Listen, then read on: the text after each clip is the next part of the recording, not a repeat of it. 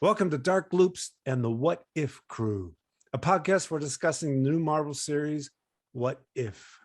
I'm your host, Dr. Scott Jordan, aka Zombie Scotty, cognitive psychologist, philosopher from Illinois State University. And tonight we discuss episode 4, What If Doctor Strange Lost His Heart instead of his hands? Fellow members of the What If Crew, please introduce yourselves and say a few words about why you like the show. And we'll start with Eric. So I'm Eric Wesselmann. I'm a psychology professor at Illinois State University. My general focus is on social inclusion and exclusion, but I also love talking about psychology and all things nerdy. I love What If because it allows us to sort of run simulations about what happens if you zig instead of zag and how that can have a ripple effect across the zig your versus entire... the zag. He's a poet and didn't know it. That's awesome. How about you, Daniel? Hi, I'm Daniel, aka the Pop Mythologist, editor and founder of the geek blog popmythology.com. I love this series simply, but at the basic level, just because we're always asking what if in our own lives. And on a practical level, I like how the series gets to let Marvel and Disney sort of continue this exploration of the multiverse that they've explored. I guess starting with Spider-Man Far From Home, right? Was that the first film that really kind of hinted at a multiverse? And then in the MCU anyway, not the comics. And then of course Loki, and now the show. So fantastic. And now for our first special guest for the evening, the one, the only Mr. Victor Dandridge Jr. Victor, please say hello and tell the audience who your alias character would be and why. Hello. My alias character is my constant go-to, Black Bolt, King of the Inhumans. There is no one that is cooler than Black Bolt, having phenomenal cosmic power, but not the voice to actually use it, because that is the basis of his power. There's something about that guy that, that refined restraint, the regal monarch that can't even tell you I love you, but carries the weight of his people on his shoulders. Like, I adore that dichotomy. That's fantastic. And now for our second very special guest, the one, the only Brittani Oliver Sillas Navarro. Brittany, please say hello and tell us a little something about yourself, including your alias character and why. Sure. Brittany Oliver Sillas Navarro. I am a doctoral candidate student, specializing in grief and loss. I am currently a marriage and family therapist associate working in a private hospital. However, my specialty would be with TAY, or transitional age use. So 18 to 25 is my jam for working with clients. And sorry, there's a thing going on in the background. I'd say alias would be Wanda, solely because I really feel like there's a special place for grief and loss, especially in the super world. And as someone who's also a young adult orphan and someone who's lost a sibling, I think I see a lot of duality in that experience, and the complexities of her character is beautiful. So I would say that. Very well. Well, we're so glad to have you here because this whole episode is about grief, right?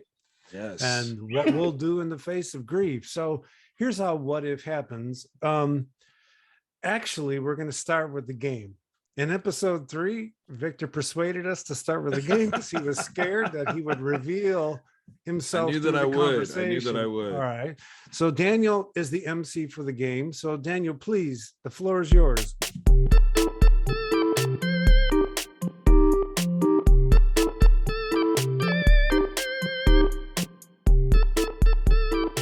okay, just in case we have any listeners tuning in for the first time, every week I facilitate a game called, appropriately enough, the What If game, where, sort of true to the series, I pose a question, usually inspired by that episode from that week, and it's kind of related to it.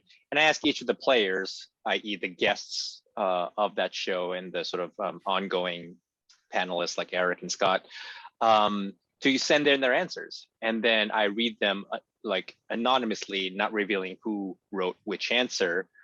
So I myself don't play, I'm the facilitator, but each of the other people will then guess who said what. The way I'll do it is I'm going to read the question, then I'm going to read each answer. And I ask each contestant or player to sort of keep their answer to about like roughly 120 words or less. I'll read each answer, and then I'll give a chance for each player to write down their answer. So it's best to probably wait till you've heard them all, because you might guess, oh, that first answer, I think that was Eric. And then you hear another one, no, that was Eric. So you want to wait till you've heard them all to choose. But once you've written them down, you can't change, in other words, when someone else is giving their answer, you can't say like, oh, no, that's a better answer, and then like change your thing. And then for each correct guess, you get a point. And that's how it is. It's up to you what you want to do for the answer that's your own. Typically, take the point. Take yeah, the point. yeah. If you want to be self-sacrificial for no reason and just like pretend it's someone else, That's and not nobody's even gonna lawful know. good, man. Yeah, like lawful good, or it could be chaotic neutral or whatever it is. Just claim your Right. own point, say yourself, but nobody's gonna know for sure that you're not giving yourself away necessarily, because all you gotta do is just play it right, and Yeah. they're not gonna be able to tell. People just think you're guessing, right? So. Yes. So anyway, without further ado, If I might very quickly, so Brittany understands yes. we work to obfuscate. So in other words, when Daniel reads answer 1, it's completely open to the floor to try to persuade others who wrote that answer. Yes. And we simply have fun with the what if Eric wrote that answer. Absolutely. What if Victor? Yeah. Absolutely. Oh my God.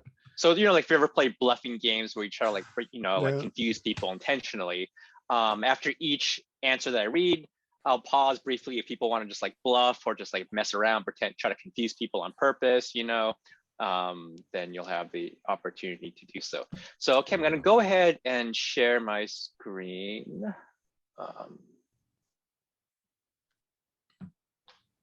Oops, sorry.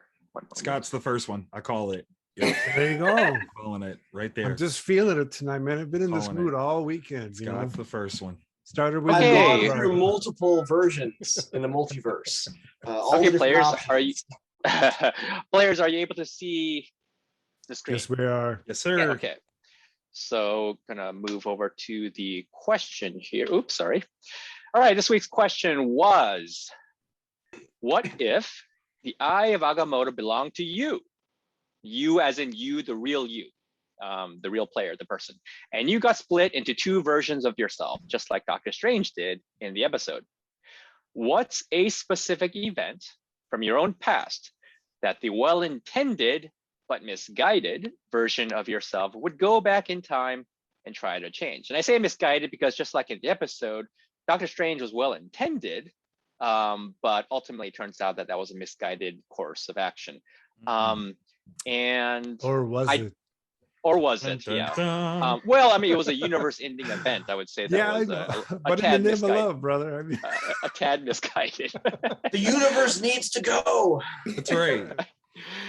And I did, to offset the sort of mournful tone of the episode, I did ask all players to send in playful or humorous answers to kind of offset that. So let's check out what the first answer is. All right. Answer number 1 is, I would never have gone for chicken nuggets, resulting in my first car accident. I was driving with a friend. We went for an impromptu run to Wendy's after seeing it on the way home. I'm nearsighted and didn't judge the distance between the car and us, and we got hit. We were all fine, but had I just turned right to head home, instead of getting distracted by the hope of Wendy's nuggets, I would have never got into that car accident. Oh Said boy. what I said. I said what I said. there no good has ever come of chicken Wait a nuggets. minute. I think I recall Victor saying he's a real big fan of chicken nuggets. I'll tell you what, man.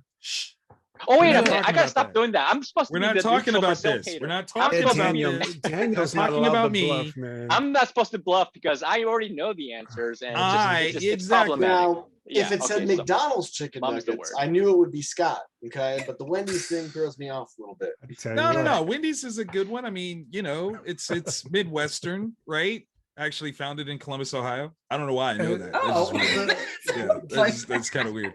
That's weird. The Random Can we look knowledge. that up?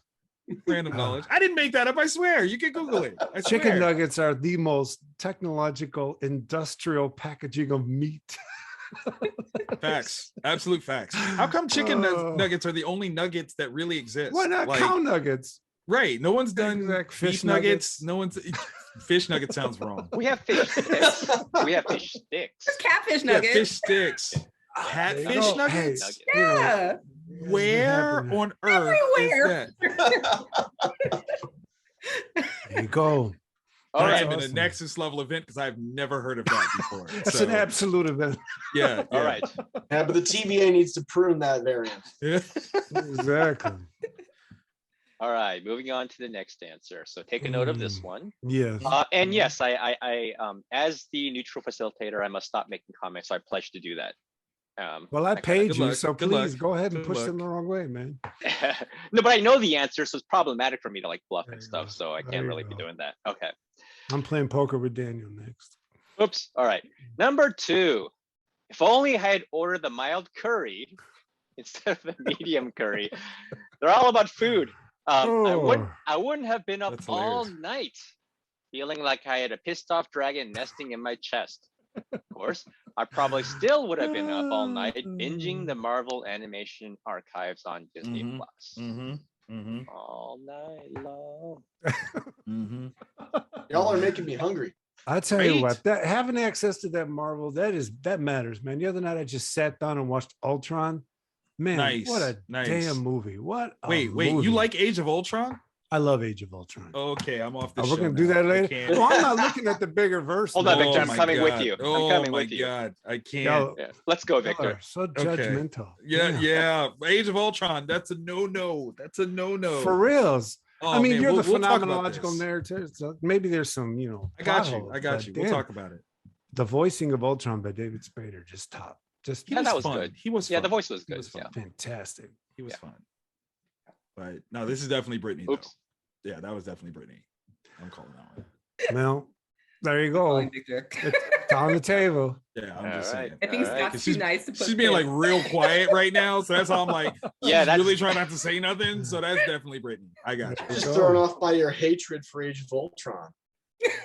That was Flaming potato rage, y'all. So Flaming aggressive. potato rage. You got to understand. so aggressive. All right, I'm moving on. Answer Whoa. number 3. With the Eye of Agamotto in hand, my misguided self would have returned to Thanksgiving circa 1994. We usually went to my grandmother's house.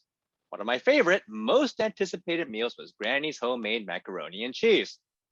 Thick noodles, lost in a myriad of cheeses was my whole heart's desire during a 7-hour car ride. And considering it was a delicacy, it was only afforded once a year. Needless to say, I was looking forward to it. That's where the trouble begins. I was warned, told outright, don't eat the mac and cheese. Through some mindless oversight or cosmic misstep, it had been left out overnight, unrefrigerated. A dangerous alchemy for baked dairy goods. But I traveled so far, waited for so long, and was still there, sitting on her linoleum counter, just begging for me to eat it. So I did. Oh, sweet succulent side dish, I ate it. And when everyone else, heeding Granny's words, I practically had it all to myself. But when you bet against the house, you're sure to lose. And I did. Partially aroused from my sleep by the impending doom of an upchuck barrage. That is so disgusting. My Oh, other self would travel back to this day, intent to throw the sour mac and cheese away. Oof. But the devil of a boy who had waited all year to have it would have given him hell the whole time. So you realize that anyone in the audience who is high in disgust sensitivity has now just stopped watching and ran to the bathroom. That No, is they so want to know who true. to blame it on. They're going to Okay. figure out who. I'm to not blame blaming it on Victor. This is a wonderful story. And as our No. resident- This Oh, has I got to think be. that's No, how- that's too easy. That's too easy. I see Tell you you, what. Eric. That's clever. That's clever. No. I like how you did that. I like how you did that. Okay. You know, I'm gonna say something about Brittany here because there's that that male pronoun in there. Boy, Mm. or that's not a pronoun. That's just a noun. But, No, I it mean, does say devil of the a boy easiest though. the easiest way to deflect is to See, that's That not was fair a because I don't know boy. Brittany well enough if she would pull that move on you. That none kind of us have played poker with her, so we don't know. Yeah. Yet. Mm. That's a good Yeah, one. I'm that's still clever. thinking But it Eric is- though. I'm still thinking Eric. I'm picking Scott. Yeah, no, Just I because- don't like mac I'm- and cheese. One, because I'm of thinking- Oh, not sure, to sure. be ageist. Oh, what are we saying here? I'm like, I don't know how many people use granny Snap. There you go. That's a good and one. That's a good one. circa. No, Also true. Also true. yeah, but guys, by 94, man, I was a grown ass man. That doesn't mean that. Wait, this doesn't say how old the person was. That's true. I'm just saying. Nice try. I'm just Okay, saying. hold on. Scott's trying. He's That's a good deflecting point. really hard right now. I'm working real hard. Okay. I'm okay. laughing. I'm having a good time. I love hold this end to the weekend. I gotta think this one through. Very, very groovy. I So- love how every answer is about food. This is awesome. That is amazing. Well, that's And we leads to didn't, the we most. didn't coordinate this. No, we did food- not. There's an But entire. if you think about it, lyrics on many of comfort our food. regrettable decisions do involve food. If you think Yes, about it. exactly. True. That The is true. unintended consequences. The funny Adverse. Yes, That is true. The funny ones definitely. Well said. But there is a Well literature on said. comfort food, right? We do feel good from that. And after having such a depressive damn episode Yeah, as That's true. tonight's episode, That is true. Yeah, you know, this episode was all the vinegar I love, man. I love the taste of this episode. So, yeah, you're All right. right, hold though. on. We're not there yet. We're still on I the wouldn't game. eat it if it had been Here left we out go. overnight, though. That would have been rough. All right. Answer. Oh, this person. All right. This person disregarded my word count request. Obviously, Victor. Look Look at the writer at work. All right, kicked out of the game. Excuse me. I'm a strict adherer to word Yeah. count clauses. Okay. Yeah, I Straight. wasn't aware that Stephen King was one of our guests today. Which only makes me think that this is Daniel who actually wrote this one, but that's all right. Go Yeah, what a ruse. Fantastic. ahead. Fantastic. Break your All own rules, man. That's pretty badass. Louisville, Kentucky. Year unknown. Two young adult males enter the back seat of the car I'm driving. We're getting ready to head home after a night of dancing and drinking. I'm the designated driver. The two friends are obviously angry. They both love her. Only having known her for a few months, they nonetheless both make claims. I see her in the rearview mirror, alone in the parking lot, sobbing, obviously distraught. I turn to the back seat. Both of you get out of this car right now. Go to her together. Tell her you love her, that you're glad you met her, and you wish her nothing but the best for the rest of her life. To my amazement, they do so. I feel proud. But what if? What if I had just let these guys argue and their argument led to one of them winning out? What if this was their test of true love? The older me breathes deeply, opens his eyes, and sets the eye of Agamotto on the table. The good always emerges at the intersection of choice and chance. Or my good choice is good because of me, or because of the intersections at which I find myself. I remember the words of Sorcerer Supreme Stephen Strange said as he handed me the eye all those years ago. To be or not to be, that is always the question. The trick is learning to live with the possibilities your being necessarily destroys. Yeah, I The wrote that. end. That sounded That- dope. I wrote That's that. totally I'm claiming it. Victor. Man. I'm claiming it. I wrote that. I don't know, Phenomenological Scott. You had me going there. I thought it was neurologist someone else. 'cause I'm I didn't gonna see claim that unintended no. consequences. I'm claiming that one. I'm Go sitting ahead. here swooning at those pros. I tell you what, that just had to be Victor, man. I mean, I'm just saying that, it works. Phenomenological narratologist. I'm claiming it. Okay. Ghost Rider. Yeah, exactly. Ghost ride the whip. Hey, that works if you make that a D or a T, you know? Yeah, it does. Think I'm about it. just Think saying. about it. I'm Think saying about there's it. There's a cool comic there somehow. I'm just saying. writer, Writer. ghost writer. Okay. Someone who Blood. writes. I'll stop there. Okay. Last answer. Answer number Oh 5. God, there's another one. I was very confident, and now I'm not confident. I would go back when Scott Jordan asked me to do this podcast with him. This time, I would say, hell no. Hell's no. Alas, it would be an absolute point in time. No matter how many times I tried, no matter what I did, even if I left the country or faked my death, Scott Jordan would somehow find a way. Mhm. He'd hypnotize me, kidnap me at gunpoint, do whatever it took till somehow or other I found myself right here, right now, playing this goddamn what if game again. none of you realize it. This is actually the 927th time we've done this exact episode for this exact podcast.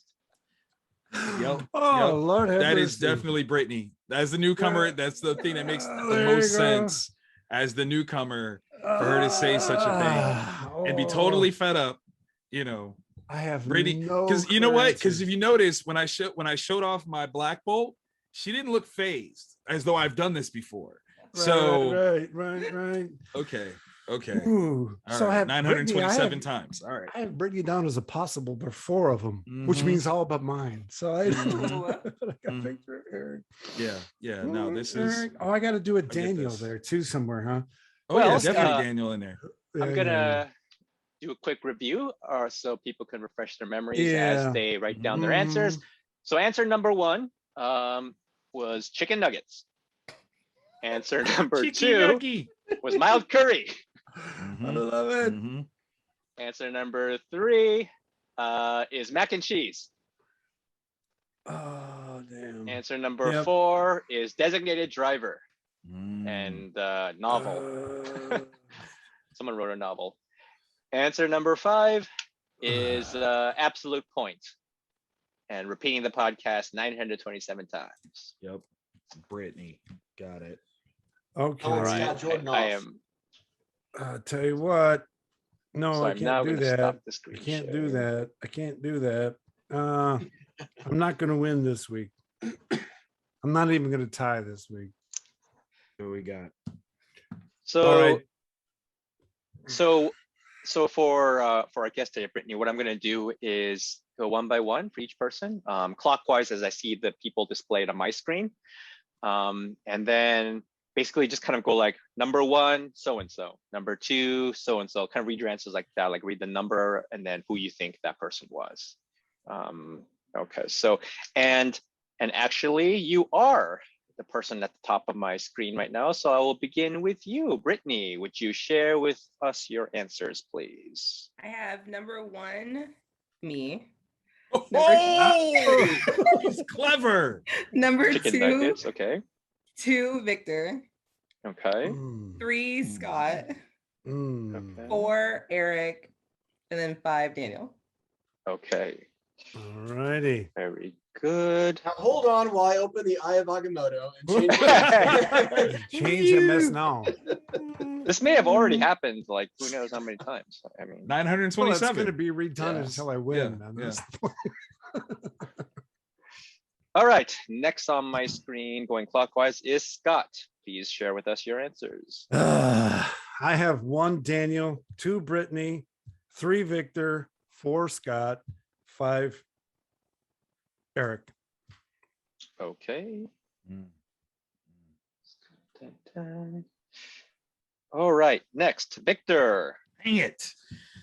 All right. I had for number 1, Brittany. Oh, Yeah, snap. that's right. I caught There you it. I caught it. go. You know what? I'm gonna tell you the thing that gave it away for me. This is no joke. The idea of saying that she was nearsighted and she's the only one besides myself that's not wearing glasses, and I was like, "That's her. That's her. Look Definitely." at you, detective at work here. But now remember, just to be fair, no, okay, I'm not gonna say anything. I'm Oh, okay. All right. I'm the facilitator. Now, I mean, I Nice. screwed the pooch after that. So I had number 1 for Brittany. Number 2 I had for Scott. Number Mm. 3 I had for me. Okay. 4 I had Oh. Eric, and 5 I had for Daniel. Okay. And last but not least, Eric, please share with us your answers. All right. 1, I had Victor. 2, I had me.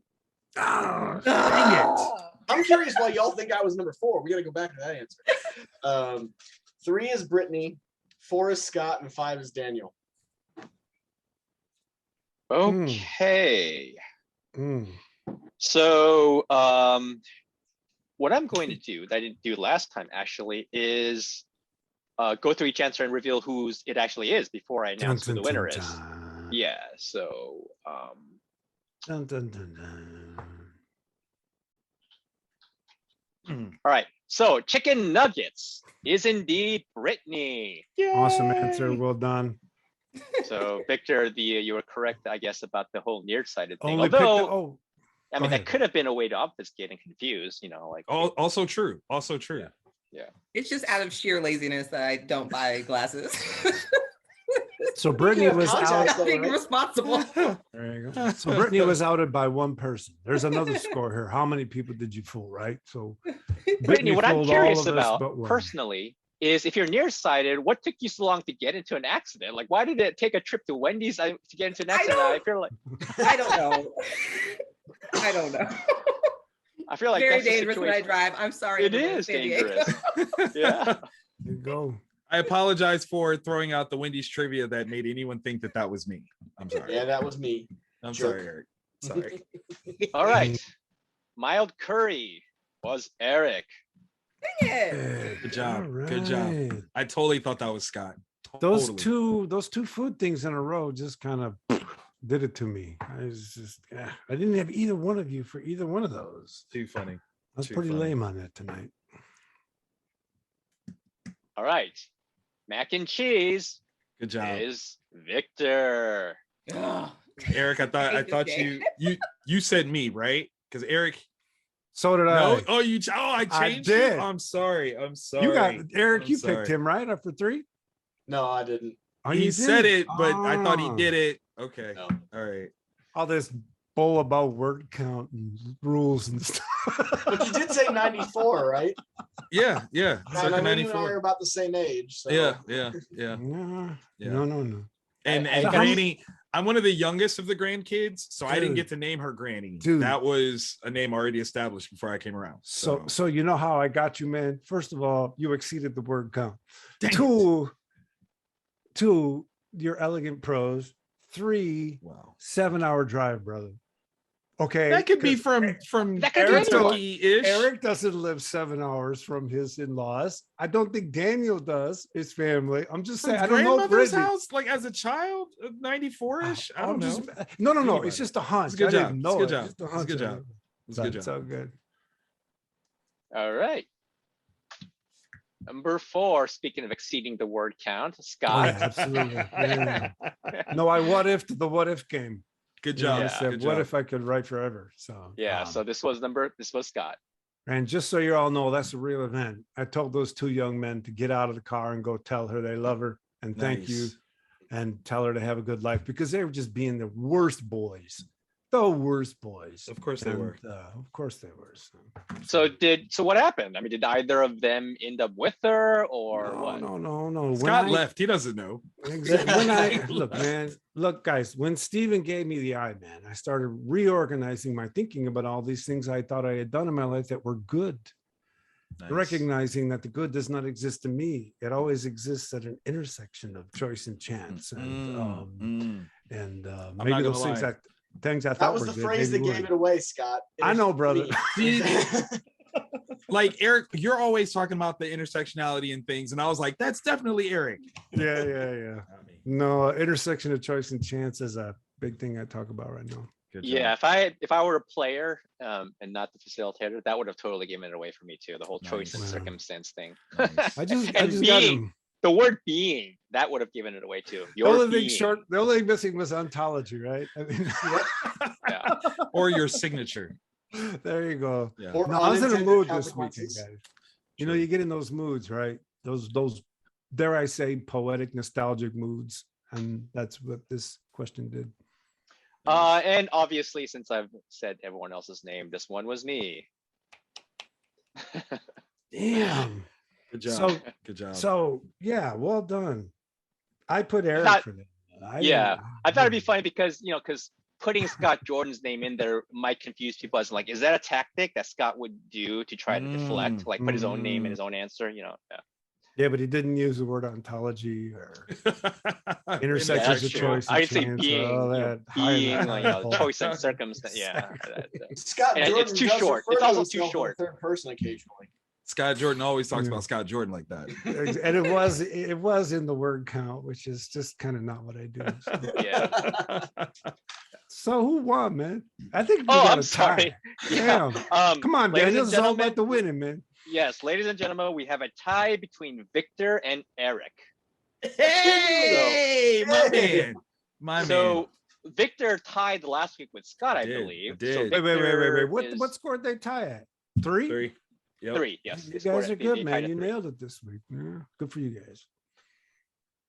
So I think Victor is racking up the ties, if not the wins. That's what I'm here So- for. It's still a win. It's just sharing the win. Yeah. And Yeah. we're comfortable with our proficiencies, so we can share our wins. That's fine. There you go. Yes. So your winnings will be, distributed in Bitcoin at some point. In the future. So thank you so Dogecoin's much for cheaper. doing that, Daniel. Guys, that game's always a blast. Thanks for playing. Yeah, that's And what amazing. we're going to do now is talk about what we liked or didn't like about this episode. And before we get into favorite scene, favorite character, favorite line, can we just do a quick hand raised who liked it? Oh, okay. Yeah. okay. I feel I didn't know how to Oh. do just that, but I feel you, Eric. Yeah, Yes. yeah. All right, yes. all right. I Well, why liked don't it we better just than start last week, there? but I still felt like the same problem occurred, that they didn't tell us what the event. There wasn't a clear, like I had to go back and watch Doctor Strange to figure what it was. Mhm. So that was my only thing. Hmm. Okay, because I kind of agree with you guys for a different reason. I absolutely love the bittersweet nature of this episode. That's what I'm in for when I watch stuff. Mhm. And does Doctor Strange lose his heart versus his hand? Here's why that just doesn't do for me what Agent Carter and T'Challa as the Star-Lord did, and that is the heart versus the hand is almost a metaphor, whereas Mhm. one person versus another person isn't. And in that first episode, which I'm kind of feeling, well, I don't know, Star-Lord was just so emotionally deep, right? But Right. it's simple. You just trade one person and then you see what happens. And so the what if feels more grounded, more robust. Mhm. Whereas, heart versus hand felt a little more poetic. But nonetheless, we talked last week. We said they're going to go dark again. And it's going to and they be did. because someone thinks they're doing a good thing. And that's exactly what they did. And Yep. guys, I loved it. So anyone else on why you liked it or didn't? Well, Well- what I liked about it was I felt like it did what last week would have wanted to do if it could have, which was Mhm. create a dark episode. It was dark, obviously, but so maybe not for everyone, but for me, it did connect and resonate emotionally, which yeah. last week's did not. So Right. instead of just going dark for the sake of being dark or whatever, it managed to do so in a way that resonated with me emotionally, but also not just dark for like the sake of it. I thought there was heart in there, even ironically, even though it's about Doctor Strange losing his quote unquote heart. Mm. It felt soulful, even though the ultimate conclusion was, tragic. So Damn, the rough. I mean, I thought the ultimate is if you're going to do that, if you're going to go there, that's what you do. True. And Lord have mercy, I thought it was pretty bold. But the issue that I have is, again, they bury the lead in terms of what they are claiming is the change versus what actually is the change. It's one thing to say, oh, what if he lost his heart? And that's very, like you said, poetic. But the truth is, in the narrative of what actually happened, Christine was never with him. Like, she wasn't there. And so when you're talking about something that precipitates a change to get a change, that's moving away from the what if. That's really when you are just trying to tell a story that is emotionally jarring, but not actually to the format of what the what if question is. How about you, Brittany? Did you like it? I mean, I have this affinity for any kind of lost stuff, and so I don't see this as a really dark by any means. I think it shows the humanity of the experience, right? Like I can't even begin to count on my hands how many times I've thought about these types of things if my parent was in a different situation, or my friend, or someone I'd lost, and if things could have changed, and if they would have gone to this store instead of this store, or there are so many choices in life. And so I think that it played on the humanity of the human experience. Can we have some control in these types of things? And which the answer is no. And that's why I love that this is a fixed time. Like, unfortunately, the reality is you cannot change this. Like, you are powerless to this event. And that is loss, right? Like, Yes. that is permanent. It is the loss of a job, it's the loss of a friendship, it's a loss of a partner, the death of somebody. That's loss. It's real, it's tangible. And so I liked it because I'm like, oh, this is my favorite nerdy geek grief stuff, because I like talking about death, and sounds weird, but No, You're in a totally safe get it. space. You're in a safe space. It's all like good. the best. It But doesn't sound weird. Yeah. it's I thought it was really written for people who have struggled, like people who have struggled to try to make meaning out of their life after something substantial has happened. And I also think that this did a really, really good job, because it offered the first time that I could be wrong, where Doctor Strange is very a unique super, in which he doesn't lose a person. Almost everybody else in their storyline loses a brother or a parent or someone in their life. He loses some piece of his identity.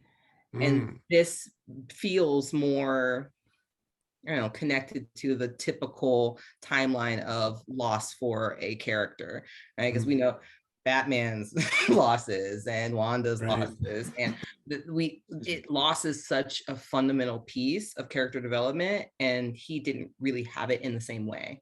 And so it seemed believable to me. If I had never known anything, and this was the very first time I was introduced to Doctor Strange, I had been like, oh yeah, that's his superhero background. It makes sense. It's believable, because so many of them lose someone. Yeah. And when they decided to animate what he was feeling, what he was doing, I love animation, and man, it rocked. The idea that he had to absorb all those different creatures. He starts out with Cthulhu. That don't work out, because Cthulhu's pretty badass. So he goes to some, I don't know, whatever it was. And Gnome or whatever it was. Yeah. Exactly. And then he scales up, and then he absorbs them. I got a total Full Metal Alchemist vibe with Gluttony, kind of watching that thing, and the one trying to absorb all the lives of all these other people. And for me, that idea of absorbing other souls or absorbing others' beings has always been an incredibly powerful metaphor for cultural sociopathy and that sort of things. And just the way they animated, man, unbelievable. At the final scene, he's got all the creatures in who he is coming out of his shape. And I watched it 3 times just because I love the animation. So Nice. All right, so you guys, favorite line, favorite scene, favorite character. I'm assuming y'all liked it to some extent. What do you think were its strong points? Oh, for me, the strong point was the revelation of sorts that there was this split in the characters. I thought that was the most dynamic, interesting part, where we're seeing him go down this path and we're like, okay, well, this is what he's going to do. And then we find out that the quote unquote intended solution was that there's another version of him that didn't do that. And that was really like my favorite moment. I was like, oh, now this just got interesting. Anyone want to react to that or have a different moment that they just really, really liked? Or something about presumably, the Ancient Ones split him, right, so that there could be a good path, if you will, right, that could go back and try and stop him. Of course, that didn't happen, right? He still nuclear option got absorbed, right, which is interesting in and of itself. Ultimately, yeah. And then the whimper that the other Doctor Strange gives when, let's just say, Evil Strange removes the final rune.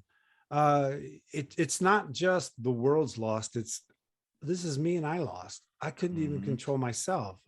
What am I worth? I mean, he was able to engage him in this intentional battle with him. So it was just a metaphor for us, making intense decisions. But when the part of him that we would call good loses, there's nothing left, and that's the abyss of despair, right? When there's no intentionality left to stave off the darkness. And I thought they handled that incredibly well. And I was rather moved, to be honest, because the pacing for me felt kind of right. Well, and it forces the audience to have to sit with something that's uncomfortable, because we love a hero's tale. We love, good conquering all. But the reality situation that sometimes it doesn't work that way. And sometimes we do make poor choices, and sometimes we do inadvertently hurt ourselves from making what would potentially sound like maybe selfish decisions, albeit in the attempt to repair his broken heart. But things are misguided in the moment. And it's unfortunate because you almost need that rock bottom moment to realize, oh, I've messed up. Like I cannot go back. I cannot erase these choices that I've made, even if I believe the pursuit was noble. Right. And that's where the therapist comes in, right? That's when the therapist is there. They're not alone. I mean, that's the thing, Jim Morrison, Total Generation, break on through to the other side, but there was no waiting for him. Shamanism is a practice of being there as people go through this space, not just telling them to do whatever they want. Someone's waiting for you on the other side. And therapists are waiting for you on the other side when it gets its worst. And of course, I'm not a therapist. And I hope that we have, therapists, surgeons, there are all kinds of people in our culture who deal in human suffering as a profession. And even soldiers, by the way. And I wonder to some extent why our culture doesn't spend more time requiring therapy for those who live in that world, as opposed to making it optional. Because, you're on patrol as a young adult out in some foreign country doing some mission, and violence happens, and you don't talk about it unless you want to, in a system that persuades you to be stoic. There's a certain level of, PTSD that just gets baked into the culture. Because the act itself is so dismissive of individual identity when it comes to that. You are a soldier, which means that there are other soldiers, and you are part of an army, which is this grouping, this collective of things that your individual needs aren't important, as opposed to the overall needs of what the mission is, the whole thing. What I think is really interesting about this particular episode is the way that they, in my opinion, struggled with the character essence of Stephen Strange. Stephen is very much so an arrogant character, but the idea that him being pushed for arguably an obsessive but selfless act to bring back Christine is such a very interesting thing, because it's so very not arrogant, in the context of what he was seeking. Like the whole framework of him becoming the Sorcerer Supreme was literally to bring her back. And so that was such a selfless thing, which seems very contrary to the entire story of who Doctor Strange is. Did you guys pick up on that one? That's a great point. Yeah, it makes you kind of wonder, what was the other what if that led to this adult Doctor Stephen Strange being much more of a or at least a less self-obsessed person, more sort of like compassionate, empathetic, and so not to say the official version of Stephen Strange in his younger years wasn't capable of love or anything like that, but probably would have been a little bit more self-focused and Well, Daniel, you make a great point, because when I went back to rewatch Doctor Strange, what led up to that event where they're going to that party was he invites her, but she says, when was this ever not about you? So she refuses the invitation because of his self-centeredness. So something had to have changed earlier to have removed that barrier between them so that they were still a romantic couple. Option, at least, right? Yeah. There was another what if in there that we weren't told about. Right. And that's what you guys were talking about earlier. That's why Captain Carter is, for me, causally the best story so far, because Steve can't, so she does. That's it. It's all the same space. It's all the same causality. It's just he can't, she does. So we see every what if play out. Whereas in this, when there's backstory we're missing, I agree. If you're gonna judge the what if quality, that this one is probably 3 or 4 for me at the moment. Anyone else things you like? Go ahead, man. Well, I was gonna say, I do like the self-contained nature of this story, which is both like, gift and curse. Well, that universe is dead, man. I mean, it's gotta be self-contained. Here's a weird thing though, like in the context of what the MCU have established, Yeah. there would be more opposition to what Dark Strange did.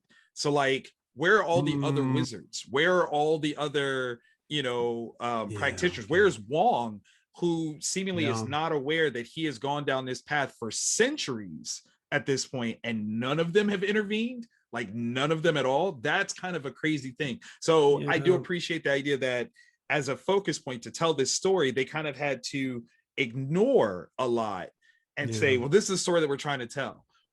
If it didn't actually succeed in being a very interesting story at a certain point, I think that would have been a huge failure. Because again, you are building it within this greater landscape of a universe and not addressing or acknowledging the other facets within at least this franchise is kind of a misstep. But they made it work by way of saying, this is the thing that we're talking about is strange, just strange. That's it. And then they introduced the second Strange, and then you're done, in terms of world building. But you make a good point. There would have been all kinds of people that would have known what he was doing, and they would have stepped in. Hell, or you would have been like, excuse me, you can't do that. You're going to destroy this universe? I don't think so. I don't think so. And I got to tell you, though, the animation of the universe ending, the whimpering of the ending, such despair.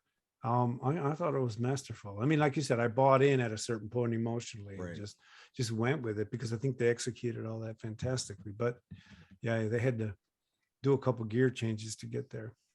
I think that to go off of the emotionality piece of it, because again, I go to grief. Something that I thought was really interesting was him repeating over and over and over and over again, trying to save her, trying to save her, trying to save her, trying to come to this realization or acceptance that I don't have the power to do so unless I do this one thing. But it reminds me as a clinician of how many times you tell your story to a new therapist or a new person, and you reshare your trauma, and you're restoring, and you're re-traumatized and re-triggered. Because every single time, especially in these training facilities, regardless if it's kind of like county or something else, I mean, the turnover is fast. You get your hours, you get out, get your hours, get out. And so every single time someone having to talk about their sexual assault over and over and over again, or their grief over and over and over again, and not just in therapy for like just in clinical practice, but in life.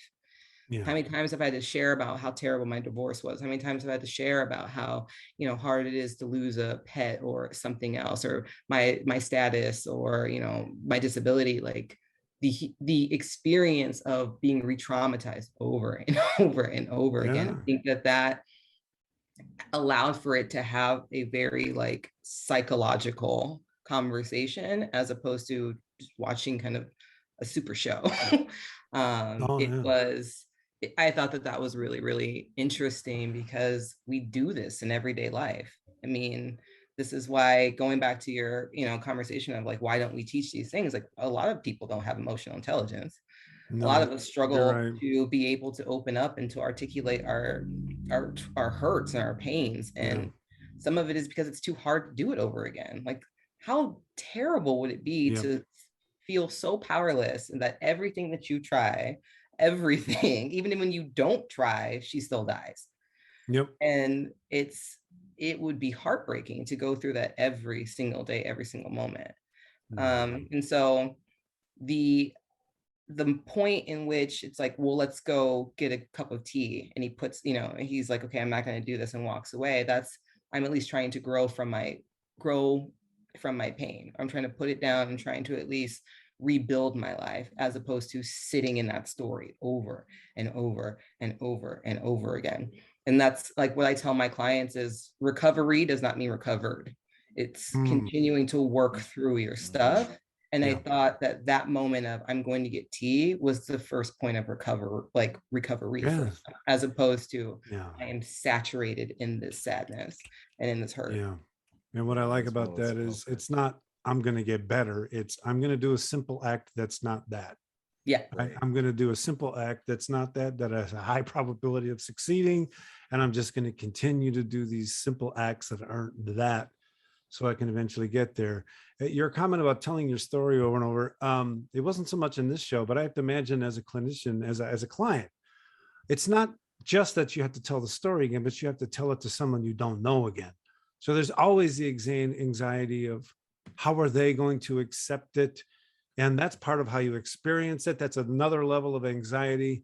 That has to, yeah, I just find that, if I say fascinating, please don't think I'm sick. It's just that I think that would be horrendous, that risk, and never knowing if this new person is going to, and you never know why they don't work.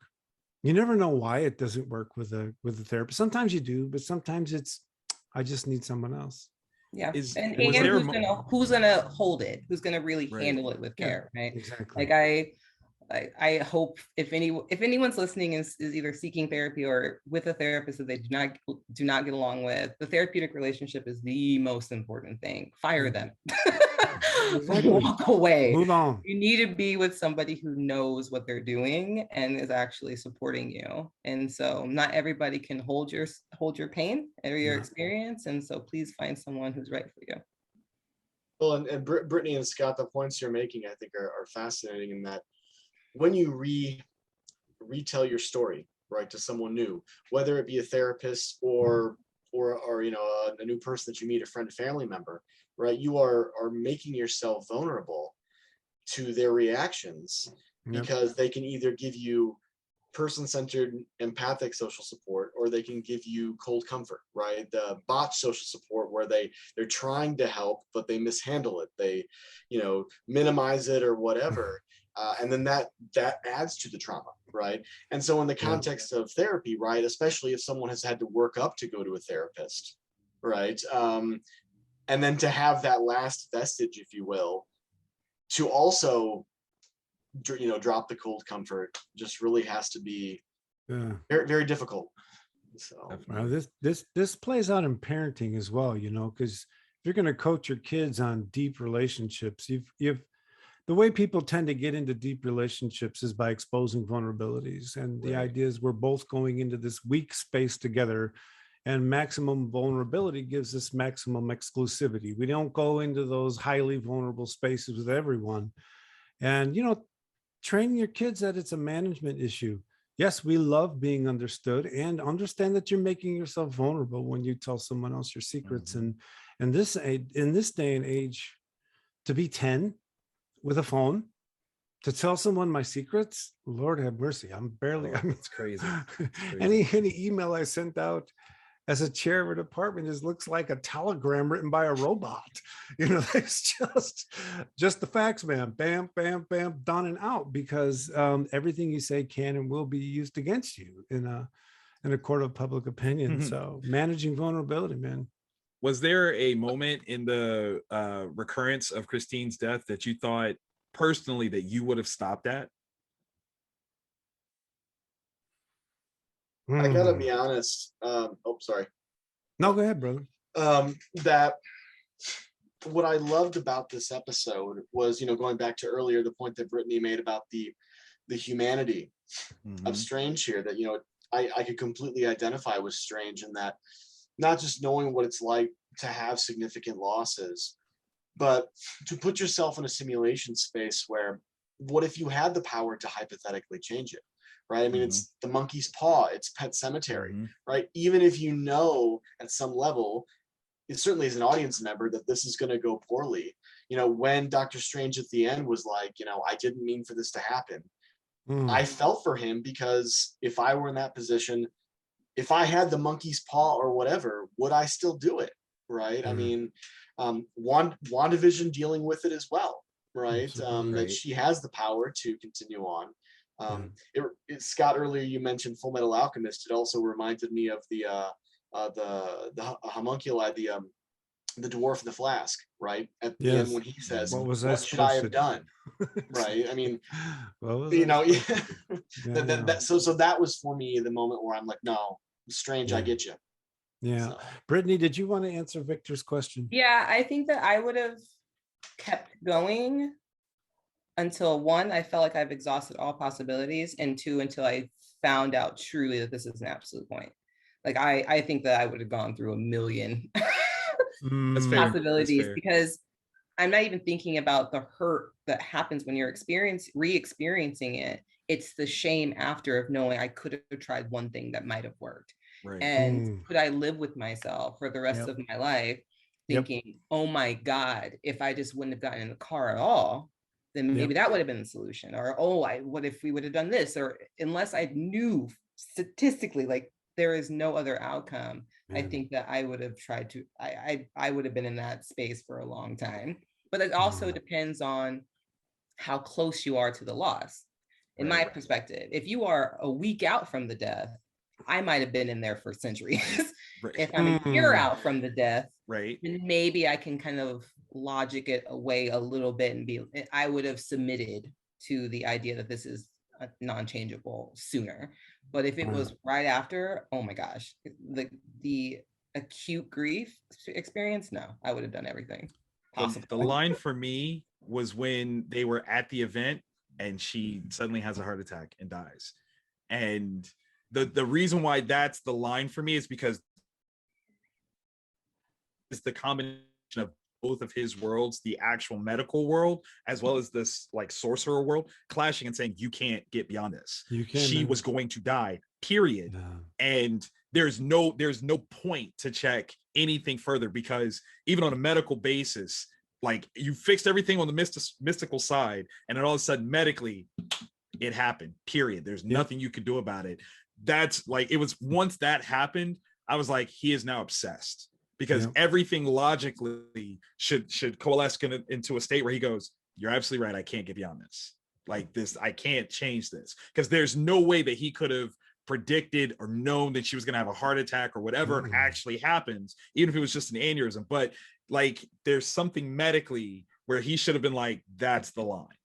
I can't rationalize this any further. She was going to die one way or the other. That's it. And I mean, like, they finally got there and they didn't die, right? And then all of a sudden that happens. No, like one thing I dig about the episode, this idea of absolute time events, things that are supposed to not be changeable. You know, this is something I always argue against, right? But what I loved about their explanation was that the only way to change is with an incredible amount of energy. And I just liked talking about it that way, right? Nothing is fixed and stable forever. Energy is everything, and energy can change everything. But damn, if you want to change this one, you got to eat Cthulhu, man. I mean, that's a big call. I mean, yeah, it's a big call. Anyone have you guys heard any of the like theories behind some of the deaths? Have you heard any of those? No. So there's a prevailing thought that some of the deaths of Christine are a version of Strange going back, trying to stop the other Strange from saving her. Like they're all aware that she has to die. So that's why we never see the other driver that crashes into him. That's Strange. The person that comes in and shoots her, we never see their face, because that's Strange. Like all these different, that's you talk about pretty dark cool, on dark. No, that's, I mean, and the thing not is, only man, are you reliving the trauma, but you are the actual cause. Oh my God. They could play that as an episode later in the season, man. You know, just the other side of the double Strange trying to work the issue, right? Daniel, how about you, man? What'd you love? What'd you hate? I mean, a lot of things. A lot of it overlaps with what people have said. On a more sort of very specific and also kind of a minor note, I thought the music was just absolutely beautiful in this episode. And sometimes the choice of music in the end credits is kind of interesting to pay attention to, and it was not kind of rousing like it is sometimes. It was very mournful, quiet, plaintive, and like Scott used the word whimper a few times. It kind of, this whole episode, including all the way through the credits, just kind of ends on a soft kind of whimper. But the music was beautiful. It was just like cinematic film quality beauty. I don't know who the composer was, but it was absolutely great job. Lovely. And the other thing I kind of just thought was kind of cool plot device wise, again, this is kind of minor, but it kind of, the episode felt like a combination of Edge of Tomorrow, the sci-fi film with Tom Cruise, and which was originally a manga or an anime, combined with Final Destination. So like on one hand, he keeps trying it over and over again to try to perfect it, but in Final Destination, it's like that. It's gonna happen. Yeah, it's gonna happen. So. So did any of you think about why her death may have been an absolute point? Why is her death an absolute point? Is it to the idea? I mean, yeah. What are your simulations on why that's an absolute point? So in that universe, I think it's because, and this is what struck me the most, that what I kept coming back to a lot in the episode was, I mean, he has that moment with the Ancient One in spirit form, who says like, you had to become the Sorcerer Supreme to stop Dormammu, right? So I guess in that particular universe, it was because of Christine, right? In the standard 808 or whatever it is, then that was his hands, right? So because yeah, he had to go through that for that existence to survive, and so I think it was that was the key moment. Yeah, he would have never learned the sorcery to begin with if it hadn't been for that. Right. Well, yeah. So if it's an absolute event, so because if it's an absolute event, then it's absolute in all multiverses, right? That's the thing, is it's the same in all multiverses. Yet this one where they stopped it is gone. Is that what they meant? I thought absolute point just meant in that universe. Well, it depends on how you interpret it, because the absolute point is that he must become Doctor Strange. And if that's what the absolute point is, the impetus of it can change, but he has to become Doctor Strange. That's the one trick of it. Yeah. Yeah. And if they tell me it's an absolute point, but in this context, then it's not an absolute point. And we'll have a metaphysical debate later on. Absolutely. Any other, if you want to debate, how come he didn't bring her to the future? He always tried to interject in the past. But what happens if you remove her? If you could interject yourself in the past, is it possible for you to bring her into the future so that you just skip all of that? You know, maybe she does die in the way that it plays out, but you've now removed her from the timeline, and now she exists as something else that you now can interact and engage with. That could have been another thing they could have done, and then they could have used some very fantastic animation with her not surviving a move to the future. You know, how do you visually show us that someone can't make it into the future? That's what animation's there for, right? That would have been pretty cool. Yeah.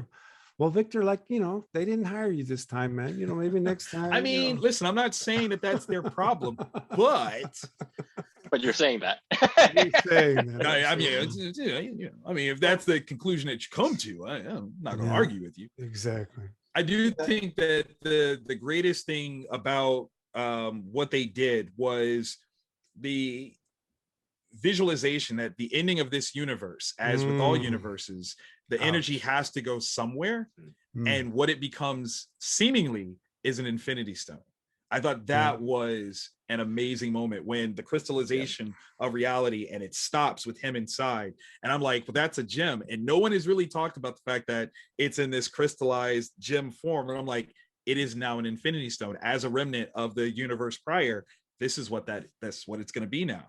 And I thought that was a really beautiful visual that so far no one's really delved into. Heard of it. Which I'm like, you mentioned that. My favorite collapse of a reality into a singularity scene ever is the end of Akira, where where they do this black and white animated montage. It's not even super sophisticated. It's just black and white images, and you really do get the sense of a collapse of a reality. And then, you know, his friend is sitting there with this little orb just floating above his hand, and he says, Tatsuo. And you know that's the reality, and it's there. So no, that's a good, this collapse, and as Daniel said, the whimper. I'm into tragedy. You know, choices were made and consequences ensued, and we all have had that happen to us. You know? And kind of thinking about now, I feel like I'm being very meta now. I'm just wondering if it's not an absolute point across the if it's not an absolute point across all lines, right? Across the entire multiverse, could you not be content with losing her in your storyline, but her existing in others. Therefore, you shouldn't be so hell-bent on trying to save her because she exists in a different reality. Right. If the absolute point is solely an absolute point in your reality, not in all. Well, this is an honest statement. Stephen needed a therapist. He did. He needed a grief therapist to show him the options, because he wasn't looking at any option other than her being back. Right. And no one came to him and said, brother, this ain't the way you do it. All she said was, you can't do it this way. She didn't give him options for different ways. It was just this or nothing. And yeah. Well, this becomes the issue of the show. Oh, I'm sorry. Go ahead. Oh, I was going to quickly say, it shows the kind of like the danger of when obsession meets power. I mean, Brittany earlier mentioned Batman, and how other superheroes also kind of have this great loss. Well, look at how obsessed Batman is throughout his entire career. And he's never stops thinking about the loss of his parents. Had he access to this power, do you think he would have at least tried? Hell yeah, at least try. Probably. Right. Yeah. We've seen it. Yeah, definitely. Well, and I was gonna say the other weird thing in the movie, and Eric, back me up on this one, he reveals that the reason why he's studying mysticism is to get back his hand. So if this plays in the same way, he told people what he wanted and still becomes Doctor Strange, which I think is a very interesting sort of move. So one of those maybe narrative missteps that in order to tell this story, they have to kind of fudge things narratively and just gotta go, oh, well, it did happen. But no, it really didn't. Because if he told the ancient one, like, listen, I'm coming here to learn how to bring back this woman that I love, the ancient one would be like, I'm not teaching you shit. Like, no, no. Don't think so. Matter of fact, you don't even remember what it is that you're gone. Yeah. Like, get out of here. That will cost you your brother's body. Right. If you want to see that kind of truth. Go ahead, Eric. Oh, so earlier, Brittany had mentioned the idea of meaning making, right? And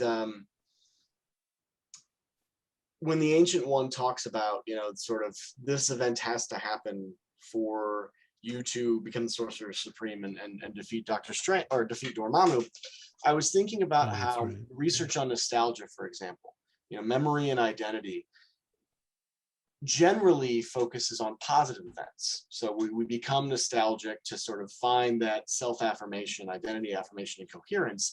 But there is some research that shows that people can be nostalgic for negative memories.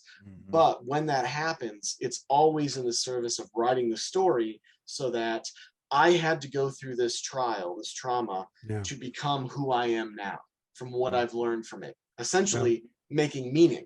Right. So I guess I'd be curious, Brittany, from your perspective as helping, clients make meaning from these tragedies. How much does identity come into play there? Well, I think you're asking a lot of really big questions, which is good. My first thing is the idea that if I am not resilient, I have failed.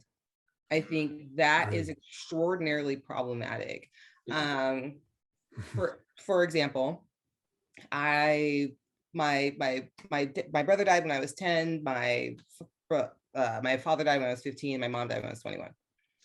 And so if I were to tell someone this has happened, the idea is if I'm not as competent and as confident and as functional as Brittany, I have somehow failed in my grief experience, even though I'm not altogether either. But it's this idea of comparing oneself, and especially with trauma. I hear this all the time, especially with individuals who've had sexual abuse in the family. And so your sister was abused and she's fine. Why can't you just be like her? Or God, that's dark. Man. Or why can't you just get over it? Yeah, or families who have experienced domestic violence or have experienced child abuse in the home. It's you have a poster child versus someone who's really struggling. It's like, well, you guys were in the same circumstance. Why can't you be blah, blah, blah, blah? Why can't you be excellent? Why can't you be resilient? And I think Americans especially love a comeback story.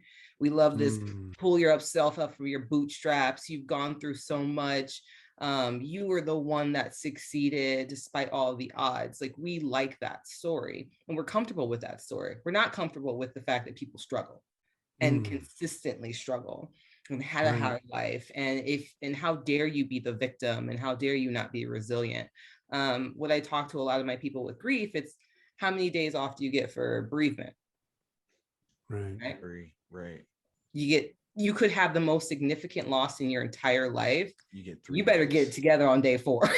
Yeah. You better be able to work. You better be able to produce and smile and be fine. And the fact that the inclusion of persistent complex bereavement disorder and any type of grief was not just added to the DSM recently. Like, we don't think about these types of things. It's like, why can't you just move on? Why can't you just be sad for a little bit and contextualize it and like evolve and be resilient? So I think that with identity work is this, it's so much shame. It's, I'm supposed to be this level. I'm supposed to be this functional. I'm supposed to be this put together on my day-to-day life, regardless if you've gone through trauma or you're just having a bad day. If it is social justice issues in the life that we've lived in the last 2 years, if it's, and more, if it is COVID, if it is adjusting to being on Zoom or being a student, it is, you're just supposed to adjust and be okay. And if you're not, you're weak. And it's detrimental. Well, the I'm just going to say the implicit sociopathy of that kind of hyper individualism, right? That your psychic state is totally your responsibility, and living a narrative in which the things I do and the context they keep alive have no impact on someone else's psychic state. And if it does, that's their problem. Deal with it, right? That kind of bizarre hyper individualism simultaneously creates a sociopathic context, but it also insulates me from empathizing with the others. Because, man, just get your act together, dude. Come on. It's been 3 years, man. Just get it together. It's not that hard. Just stop drinking. Exactly. Right.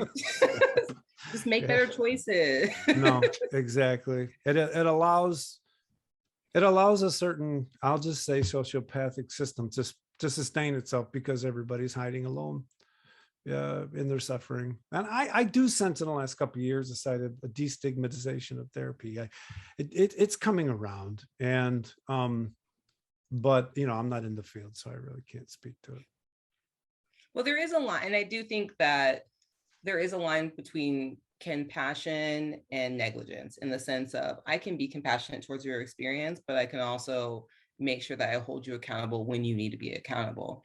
But people need to find that line of, I'm not going to, because there is remorse for people who are struggling, but then there also is choice. Like, I can choose to try to work towards building more understanding and insight. Specifically to Dr. Strange, I can choose to walk and take this drink of tea and use my socialization as a support for myself. I can choose to not try to continue to obsessively think about this thing, even though it upsets me and everything. I can choose to try to go to therapy or ask somebody who has a different experience, or talk to more people than just one person about other options. Right. Like, there is choice in trying to find healing, but I don't think that when you're in that rock bottom moment, you realize how much choice you have and how much power you have. And I talk to a lot of my people and just saying, like, you have no idea how powerful your brain is. It's going to convince you anything is true. Anything. The truth is, if the truth is nothing that I do besides this one thing, besides going to this absolute point, is going to fix it, I'm going to decide that that's true. The same thing is, if I believe that I'm capable of stopping using like substances, if I believe that I am capable of having a better marriage, if I believe that I am capable of treating my children differently, like, that belief has to be there for any type of change to occur. So imagine if I'm sorry. And I didn't know if it was there. No, well, then imagine if the TVA had come in, right? And, at some point said, dude, this timeline, you're messing it up too much. We're going to you've already done atrocities. We're going to put you on trial. Then we would have gotten to that issue you're talking about, accountability versus compassion, right? In a court of law, how far would he go, as Victor asked earlier, before we would say, okay, this is no longer compassion, you're being held accountable.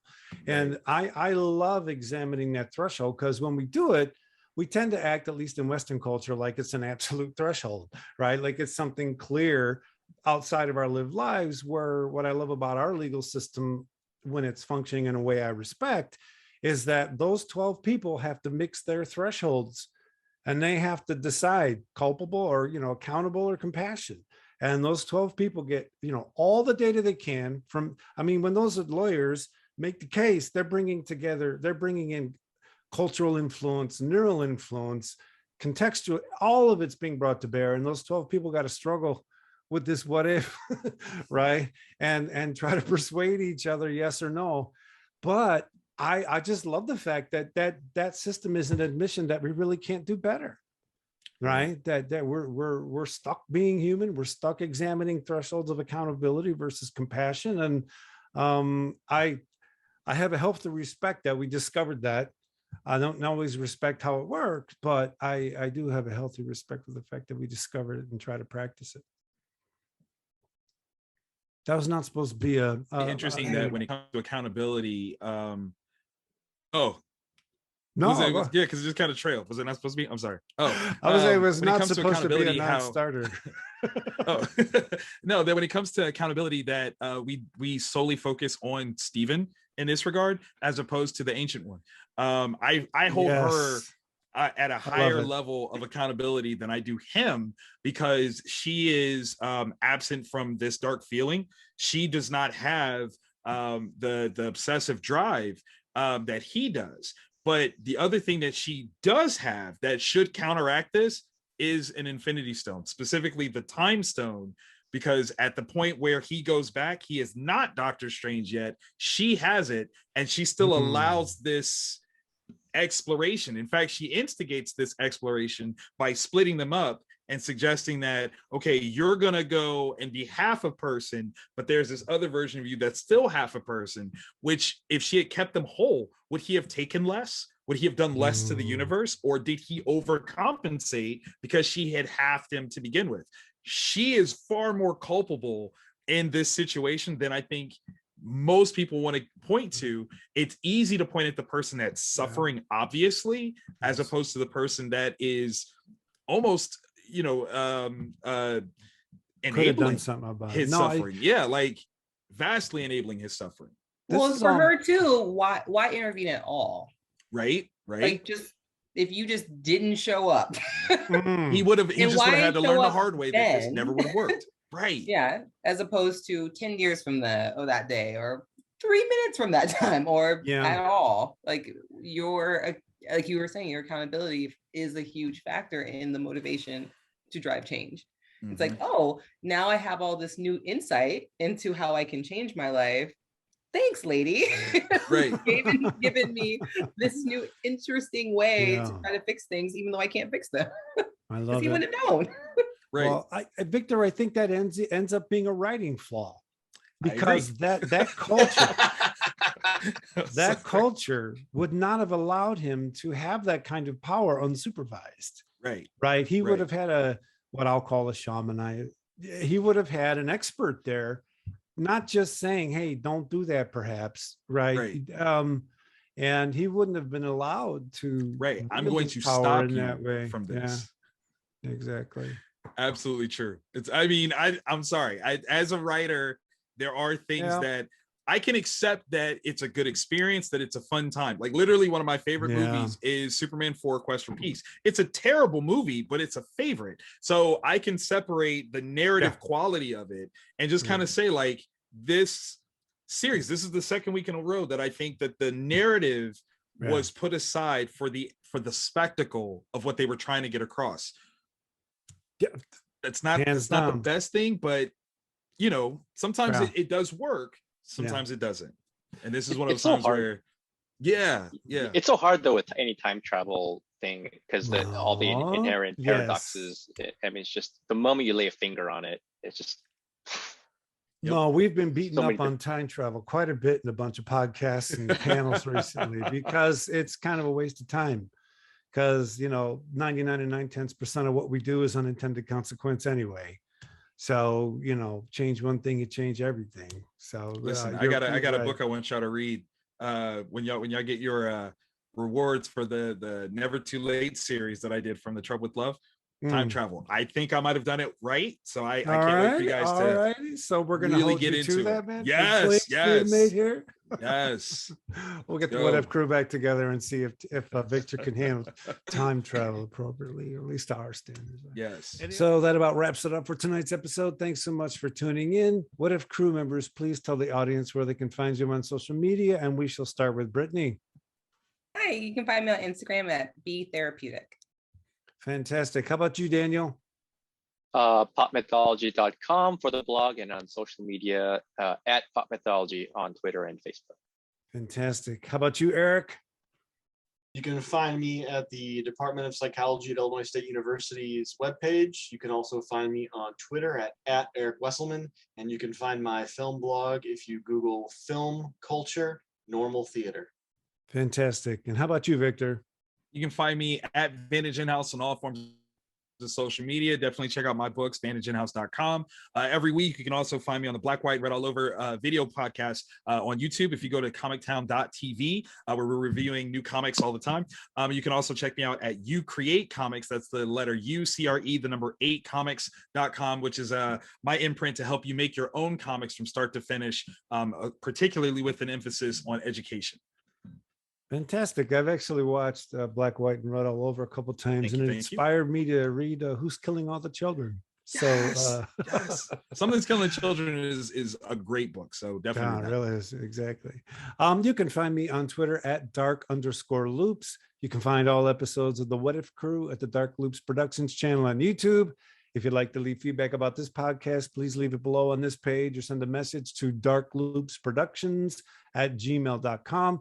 And we'll be sure to read it at the end of our next podcast. So there it is. From all of us to all of you, big hugs. And remember, we are the Watchers. We are the Watchers. Bye-bye.